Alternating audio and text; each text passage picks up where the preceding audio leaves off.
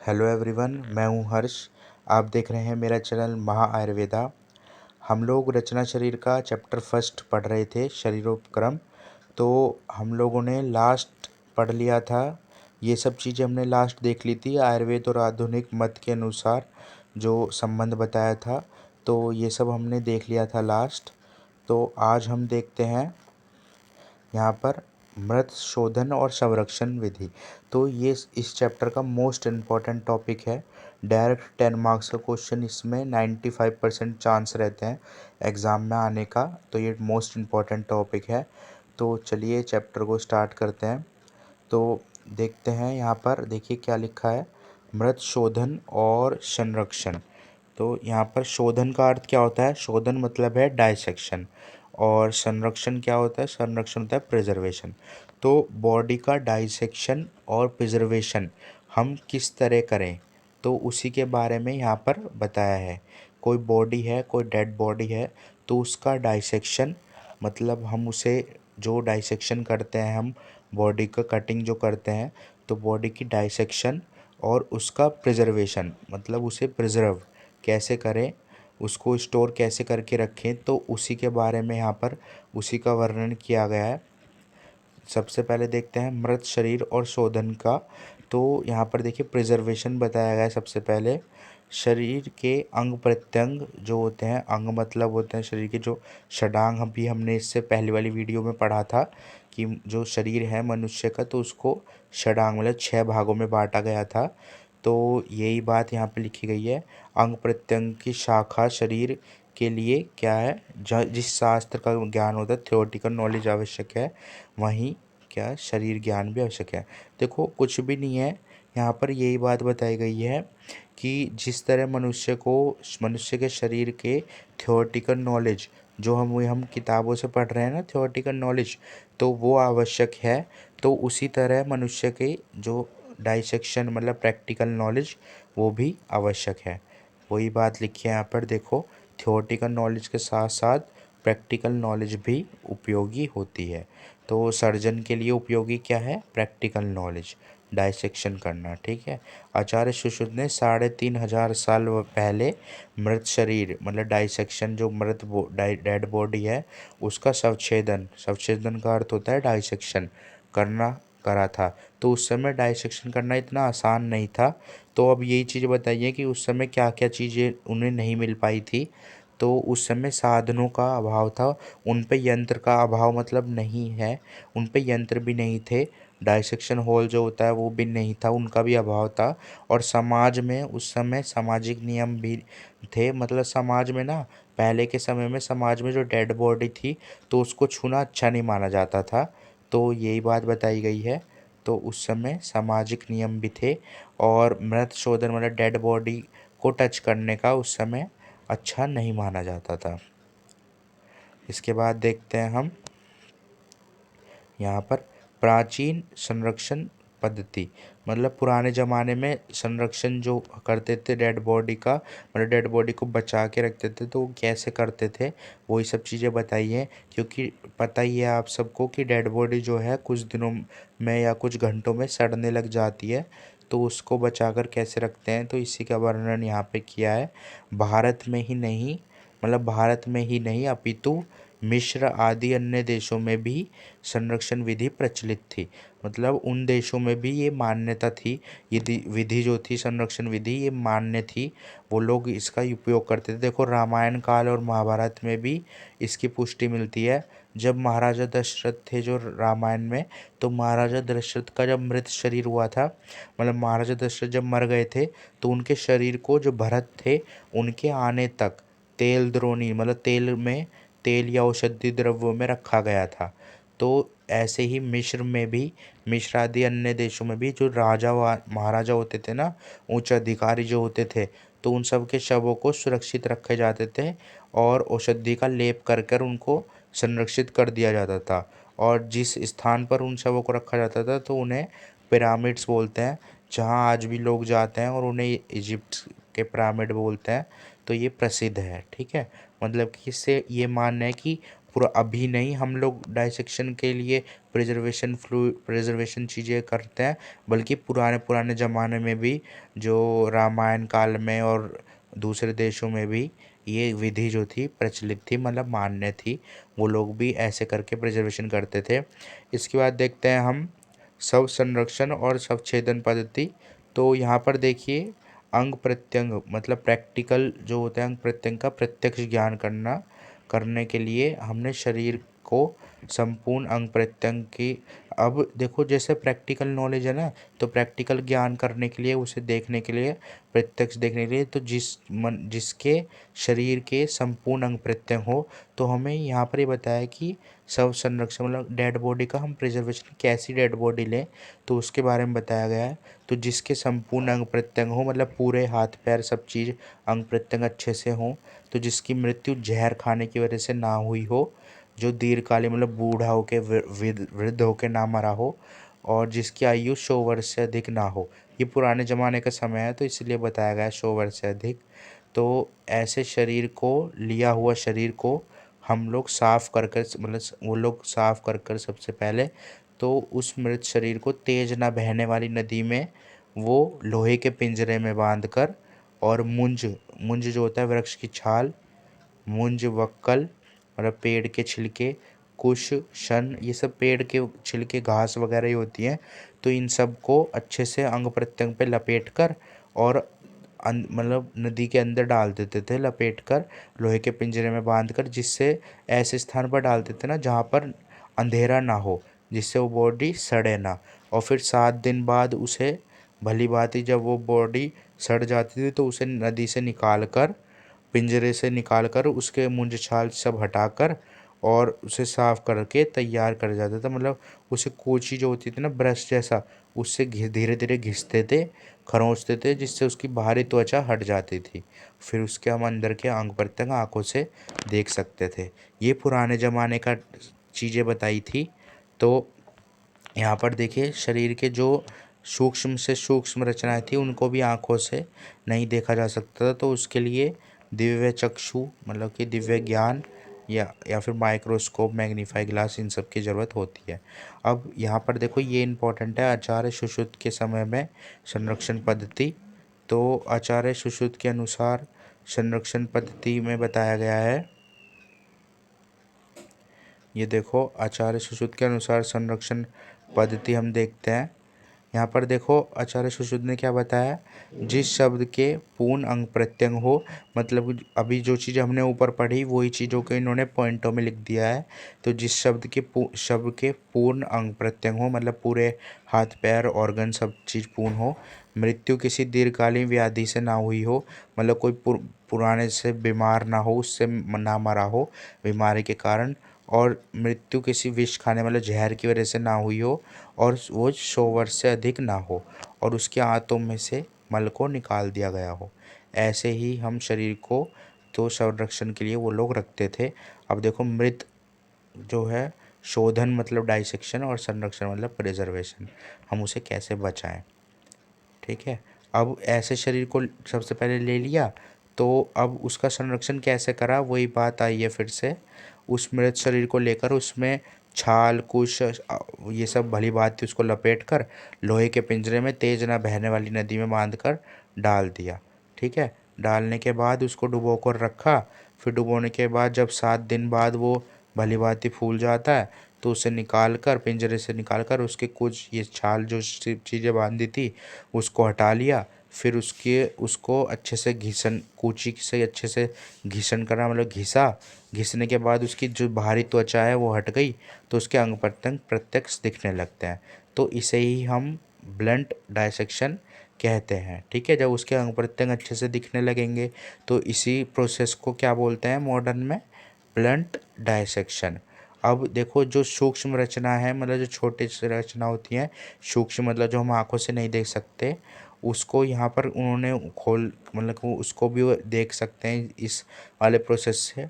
तो शरीर की जो स्थूल अंग प्रत्यंग हैं उनको देखा जा सकता है, लेकिन सूक्ष्म रचना है उसको लिए तब चक्षु मतलब उन्हें जो पुराने लोग थे आचार्य थे तो उन्हें दिव्य ज्ञान होता था, तो तो उसके लिए तप चक्षु जो होते थे, तप करके वो ज्ञान हासिल करते थे, तो उससे वो लोग देख सकते थे जो सूक्ष्म से सूक्ष्म रचना थी। आज के समय में क्या है, आज के समय में तो माइक्रोस्कोप से देख लेते हैं, ऐसा कुछ तप चक्षु वाला सिस्टम नहीं है। पहले के समय में वो लोग, उन पे ज्ञान रहता था तो उससे देख लेते थे जो सूक्ष्म मतलब छोटी छोटी रचनाएं होती थी। अब देखो आधुनिक समय में संरक्षण पद्धति। अब ये तो हमने देखा था आचार्य सुश्रुत के अनुसार। अब हम देखते हैं आधुनिक मतलब मॉडर्न के अनुसार, जो आज के समय में मान्य है। ठीक है, वो वाला तो आज के समय में मतलब मान्य तो है एक तरीके से, पर उसको यूज़ नहीं करते आज के समय में। ये मॉडर्न वाला ही आज के समय में यूज़ होता है। तो यहाँ पर देखिए रंजक मतलब स्टेनिंग फ्लूइड।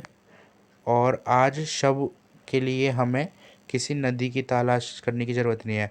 देखो पहले तो क्या थी, नदी की ढूंढते रहते हैं कि नदी के पास ही उसमें डुबो के रखना पड़ता था, पर आज हमें किसी भी नदी की तलाश करने की ज़रूरत नहीं है। तो आज हम कैसे कि मृत शरीर को लेकर उसे प्राप्त कर कर शवछेदन गृह में ही, जो डाइसेक्शन हॉल है उसमें ही संरक्षण द्रव्य भर देते हैं। जो संरक्षण द्रव्य भरने के बाद तो वो बॉडी जिससे सड़ती नहीं है, देखो यहाँ पर लिखा है जिससे बॉडी सड़ती नहीं है, और विभिन्न रचनाएं उसकी नष्ट नहीं होती, जो शरीर के अंदर की रचना है वो भी नष्ट नहीं होती, और स्टेनिंग द्रव्य भी भर देते हैं, जिसके कारण उसकी धमनियाँ सिरिया जो होती हैं वो अच्छे से दिख सके। अभी देखो आपको समझ में नहीं आ रहा होगा ये स्टेनिंग जो फ्लूइड है ये क्या होता है, और स्टेनिंग द्रव्य क्या होता है, ये सब क्या होता है, तो अभी आपको आसानी से समझ में आ जाएगा।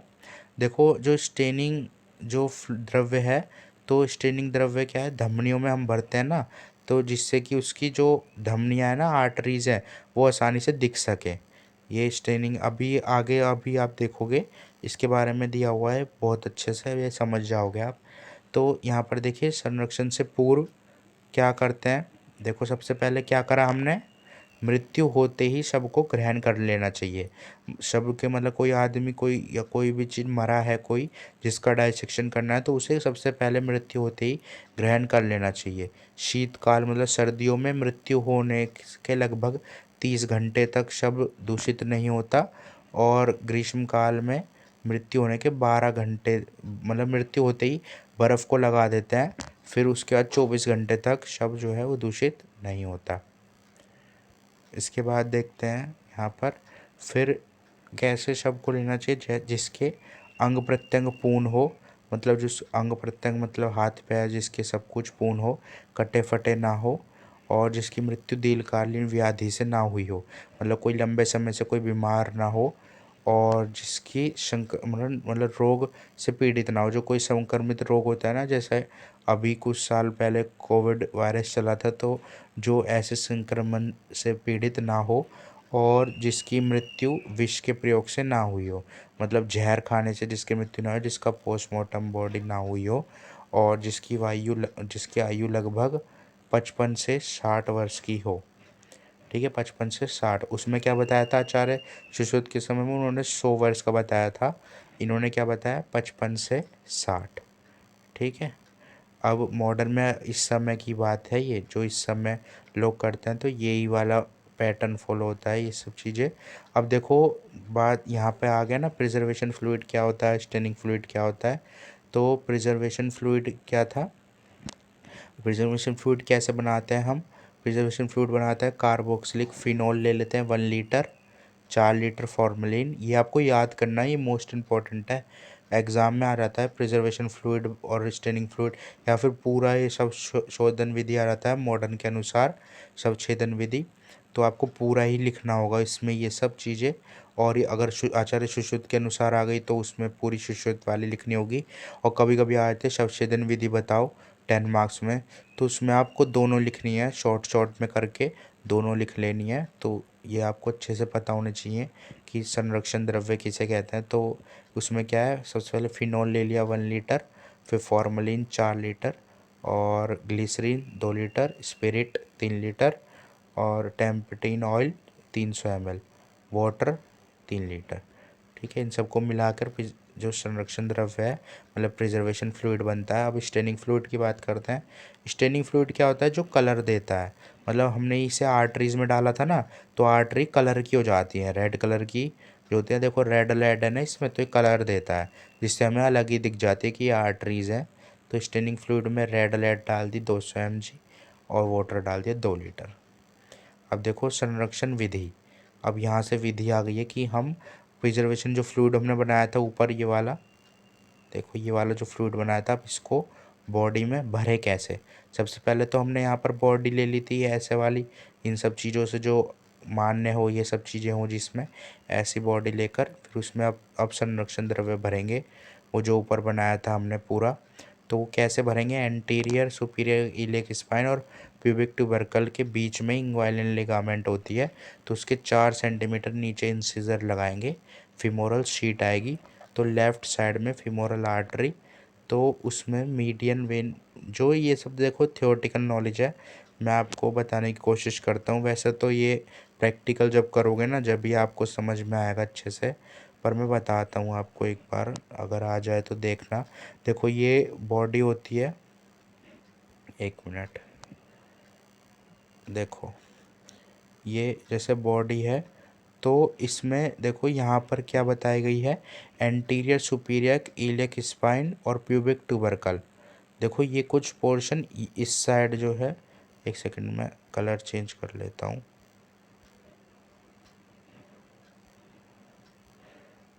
देखो ये वाला जो पोर्शन होता है ना यहाँ पर, पैर के यहाँ पर, तो इस वाले पोर्शन में क्या है, जो इंग्वाइनल लिगामेंट आती है, एक लिगामेंट आती है, तो पैर के यहाँ पर कट लगाया जाता है बॉडी पे, पैर के यहाँ पर कट लगाया जाता है बॉडी के इंग्वाइनल लिगामेंट के यहाँ पर। प्यूबिक ट्यूबरकल यहाँ के साइड होता है, तो प्यूबिक ट्यूबरकल और जो एंटीरियर सुपीरियर इलियक स्पाइन, वही थोड़ी इस साइड होती है, तो उस दोनों के बीच में यहाँ पर कट लगाया जाता है बॉडी के। तो ये जो कट लगाया जाता है ना, तो इसके 4 सेंटीमीटर, मतलब कि इंग्वाइनल लिगामेंट के 4 सेंटीमीटर नीचे, जो पोजीशन मैंने नहीं बताई थी, यहाँ पर यहीं पर कट लगाया जाता है। तो जैसे ये वाली वो पोजीशन थी, तो इस पर फिमोरल शीट मिलती है। यहाँ पर देखो, इस पर क्या है, यहाँ पर ये फिमोरल शीट मिलती है इस वाली पोजीशन पे। तो फिमोरल शीट जो होगी, मतलब एक तरीके से मांस जैसा टुकड़ा होता है, तो उसके यहाँ पर देखो, उसके फिमोरल शीट के लेटरल साइड मीडियल क्या होता है, मीडियल होता है, इस साइड की तरफ मीडियल होता है, और जो मिडल बॉडी के से दूर होगा तो उसे लेटरल कहेंगे। तो लेटरल साइड पे इस साइड कुछ फिमोरल आर्टरीज होंगी, और जो दूसरी साइड है, दूसरी साइड इधर फिमोरल वेन होंगी। तो लेटरल साइड जो होंगी ना यहाँ पे, इस साइड जो होगी लेटरल साइड, तो इस साइड हमें, मतलब कि कुछ इस side lateral side femoral artery जो होंगी ना, जो बाहर की तरफ होंगी, तो उस फिमोरल आर्टरी में हमें ये प्रिजर्वेशन फ्लूइड भर देना है। ठीक है, प्रिजर्वेशन फ्लूइड उस फिमोरल आर्टरी में भर देना है। तो और ठीक है, यहाँ पर यही बात लिखी गई है, फिमोरल आर्टरी में भर देना है। ठीक है, ये देखो यहाँ पे ये रहा, लेटरल साइड में फिमोरल आर्टरी में भर देना है। और एक दूसरा भी है, ये दूसरा आपको बस एक बार देख लेना है, वैसे मेनली वही वाला ऊपर वाला ही फॉलो होता है। ये क्या है, आर्च ऑफ आयोटा जो है, आर्च ऑफ आयोटा के 2-3 ब्रांच होते हैं, ब्रेकियोसेफेलिक, लेफ्ट कॉमन कैरोटिड और सब क्लेवियन। तो इसमें लेफ्ट कॉमन कैरोटिड में ज़्यादातर मोस्टली भर देते हैं प्रिजर्वेशन फ्लूइड। अब देखो संरक्षण करते समय जो सावधानियाँ वो क्या क्या है। सबसे पहले नाक, कान, गुदा आदि जो मार्ग हैं, उन सबको कॉटन से भर देना चाहिए, मतलब कॉटन से बंद कर देना चाहिए, ताकि जो संरक्षण द्रव्य हम भर रहे हैं वो बाहर ना निकले। और फीमोरल आर्टरी जो है, कैनोला, जो कैनोला लगाएंगे ना, जिससे हम भरेंगे फीमोरल आर्टरी में, भी मैंने बताया कहाँ पर भरेंगे फीमोरल आर्टरी में, तो उसमें सबसे पहले तो उसकी डायरेक्शन ऊपर की ओर रखेंगे, ऊपर की ओर रखनी चाहिए, ताकि वो पूरे शरीर में ऊपर की ओर अच्छे से भर जाए। तो लगभग जब 1 लीटर जो द्रव्य है वो बच जाए, तो कैनुला की डायरेक्शन नीचे की ओर कर दें, ताकि मृत शरीर के नीचे की ओर भी अच्छे से वो द्रव्य भर जाए। ठीक है, इसके बाद देखते हैं हम द्रव संरक्षण पहचान, कि द्रव अगर संरक्षण अच्छे से भर के आया, इसकी कैसे करें पहचान। तो यही बात है यहाँ पर, जब फिमोरल, मतलब जो फॉर्मलिन की स्मेल है वो नाक से और कानों से आने लगे, तो इसका मतलब द्रव्य अच्छे से भर चुका है। और ललाट, मतलब माथे पे, फोरहेड पे उंगलियों पे या फिर जो उंगलियां हैं उनके पर्वों मतलब उनके आगे के हिस्से पर, सबसे ऊपर वाले जो हिस्से उन पर जो आलपिन है ना, आलपिन उसके अगर भाग पर आलपिन से भेदन करें, मतलब कि सुई चुभोएं, तो उससे देखें अगर द्रव्य उसमें से बाहर निकलने लगे ना, रिसने लगे मतलब बाहर निकलने लगे, तो एक तरीके से जो द्रव्य है, संरक्षण द्रव्य, वो हमने अच्छे से भर दिया है। ठीक है। अब जो रेड लेड वाला हमने द्रव्य बनाया था ना, जो रेड कलर का मैं बताया था आर्टरी अलग चमका देता है, तो उसको जिससे हमें आर्टरी अलग से दिख जाए, तो उसको कैसे भरेंगे, संरक्षण प्रक्रिया के जो संरक्षण द्रव्य हमने भरा ना, तो इसके 7 दिन बाद धमनियों में वो रंजक द्रव्य भरा जाता है। रंजक द्रव्य कैसे बनता है, रेड लेड से 200 mg और वाटर 2 लीटर, इन दोनों को मिलाकर रंजक द्रव्य भर देते हैं। ठीक है। इसको तो डायरेक्ट आर्टरी में से डाल देते हैं ताकि वो आसानी से हमें आर्टरी अलग से दिख जाए। अब शवछेदन क्या है, शवछेदन वही है जो अब डाइसेक्शन, तो प्रिजर्वेशन और ये स्टेनिंग फ्लूइड अच्छे से भरने के बाद जब पूर्ण पहचान हो जाए तो उसका शवछेदन मतलब डाइसेक्शन हॉल में शवछेदन डाइसेक्शन करना चाहिए। ठीक है। अब मृत शोधन का महत्व, मृत शोधन का महत्व क्या है, अब हम क्यों कर रहे हैं डाइसेक्शन, तो उसके बारे में बताया है। तो शरीर के अवयवों की गणना के लिए, मतलब शरीर के हाथ पैर जो अवयव हैं, मतलब अंग प्रत्यंग कितने अंग हैं, शरीर में कितने ऑर्गन हैं, इन सब की गणना करने के लिए, गिनती करने के लिए, इनकी रचना देखने के लिए, मतलब इनका रचना कैसे दिखते हैं ये, इन सब के ज्ञान के लिए, और यहाँ पर इनकी पोजीशन देखने के लिए कि शरीर में कौन सी जगह कौन सा ऑर्गन है, ताकि कोई भी व्यक्ति अगर बीमार हुआ और वो कहे आपके कि उसके पेट में जैसे दर्द है, तो आप बता सकते हैं कि किस पोजीशन पे दर्द है, तो कौन सा ऑर्गन में दिक्कत हो सकती है, तो आप आसानी से बता सकते हैं। इसके बाद देखो चिकित्सा एवं शल्यकर्म के लिए, शल्यकर्म मतलब सर्जरी के लिए, और मृत शरीर के ज्ञान के लिए, मतलब जो प्राणी है उसके ज्ञान के लिए भी हम एक ये वाला जो कर्म है ये करते हैं, ताकि आप बाई चांस बाद में कभी सर्जरी करो तो आपको ज्ञान होना चाहिए कि ऑर्गन कौन सा ऑर्गन किस तरफ है और किस साइड आपको कट लगाना है। तो ये इसके ज्ञान के लिए और शरीर की रचना के लिए का शल्य शास्त्र का ज्ञान है। तो वही बात है कि शरीर के ऑर्गन कैसे कार्य करते हैं, किस तरह कहाँ पे लोकेटेड है, कहाँ पे प्रेजेंट है, उसके ज्ञान के लिए, और आयुर्वेद के ज्ञान के हेतु, मतलब आयुर्वेद का जो व्यवहार है उसके ज्ञान के हेतु यहाँ पर है, ज्ञान करते हैं। और इसके बाद है, इस प्रकार हम निसंदेह कह सकते हैं कि मृत शोधन का एक चिकित्सक के लिए बहुत ही महत्वपूर्ण बताया गया है। जो मृत शोधन अभी मैंने बताया आपको ऊपर से पूरा, ये बहुत महत्वपूर्ण बताया गया है, इसी तरह हम कह सकते हैं। अब देखो एक ये वाला टॉपिक भी इम्पोर्टेंट है, कई बार ये भी 5 मार्क्स में आ जाता है टॉपिक, कि शरीर के मौलिक रचनाओं का सामान्य परिचय। तो शरीर की मौलिक रचनाएं क्या क्या है, देखो यहाँ पर आचार्य चरक ने 6 अंग बताए थे, जो मैंने बताया अभी आपको, षडांग बोला था, 2 हाथ 2 पैर और एक मध्य शरीर और एक ग्रीवा। ठीक है। तो षडांग और 56 प्रत्यंग बताया किसने, 56 प्रत्यंग किसने बताए हैं, आचार्य चरक ने। और आचार्य सुश्रुत ने कितने माने, 6 अंग माने हैं और बहुत सारे प्रत्यंग। तो इन्होंने प्रत्यंगों की संख्या नहीं कही, इन्होंने कही बहुत सारे प्रत्यंग। अब देखो षडांग शरीर, देखो वही वाला टॉपिक फिर से आ गया है यहाँ पर, जो भी मैंने फर्स्ट वीडियो में बताया था, षडांग शरीर का वाला श्लोक आपको याद करना है। वो बड़े वाला कर लेना, 4 लाइन वाला, मैंने जो फर्स्ट वीडियो में बताया था आपको, तो उसके बाद आपको ये वाला आसानी से ये वाला याद होगी लाइन। उसके बाद ये देखो कौन कौन से होते हैं 6 अंग, ये हमने पढ़ लिया है। राइट अपर, लेफ्ट अपर लिम, राइट अपर लिम, राइट लेफ्ट अपर लिम हो गया यहाँ पर, right lower limb, left lower limb, trunk और हेड और नेक। ठीक है। ये 6 हो गई, इसको हिंदी में भी याद कर लेना आप। और इसके बाद है संस्थान के अनुसार, तो संस्थान मतलब एक तरीके से सिस्टम, सिस्टम के अनुसार जो शरीर को कैसे बांटा गया है, तो शरीर के अंदर जो ऑर्गन है उनके अलग अलग सिस्टम होते हैं।